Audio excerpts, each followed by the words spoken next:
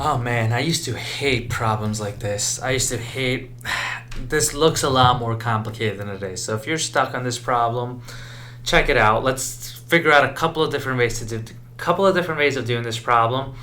So first, I'll show you really the proper way and the rules behind this and what's happening. So I have 2 times x to the fourth times y squared times z to the third power, and then in the denominator I have 6 times x squared times y times z to the fourth. Keep in mind what our exponent rules are. If I'm dividing exponents with the same base, I'm essentially just subtracting. So I'll start with 2 divided by 6. 2 divided by 6 is just 1 over 3. Now x to the fourth divided by x squared. Remember, I'm subtracting exponents. So x to the fourth minus 2, which just leaves me with x squared at the top. Now next comes this. Y squared divided by y. There's an imaginary 1 there, so it's just y squared minus 1, which just leaves me with just y. Now here comes, this one's slightly confusing, but not too much. Z cubed divided by z to the fourth. So this is just z to the third power minus 4, which is actually z to the negative 1. Now, I'm getting there closely. This should be z to the negative 1. I don't want negative. If you look at the answer choices, none of the answer choices have a negative exponent.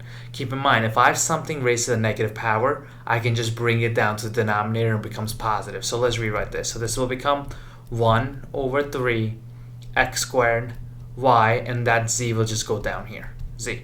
So 1 times x squared y is just x squared y over 3z. So that's one way of looking at it, which is answer choice D. But now, if this is still confusing, this is just not clicking. Check this other way out, and I really like explaining it this way because it shows you intrinsically what's exactly happening here. 2 to the, I'm gonna have to rewrite this whole thing one more time. Bear with me. So that's that, and that's z cubed, and all of that is being divided by 6x squared y z to the fourth. Okay, now. The 2 is still there. X to the fourth is the same thing as 4x's. 1, 2, 3, 4. Y squared is the same thing as 2y's. And z cubed, 1, 2, 3 z's. Now that's my numerator. Now in the denominator, I still have the 6. And now I have 2 x's because that's what it's being raised to. Just 1 y and 4 z's. 1, 2, 3, 4. Now 2 and the 6, they've reduced that. Just gets 1. And that's a 3 there. So let's rewrite the new thing over here. So it's 3 in the denominator so far. Now this x cancels that x out. That x cancels that x out. And that means I'm left with just 2 x's at the top, which is the same thing as x squared. Now that y cancels that y out. And now I'm left with just 1 y at the top. So there's that 1 y. And now lastly, well, that z cancels that z out. That one crosses that one out. I'm left with just 1 z in the bottom.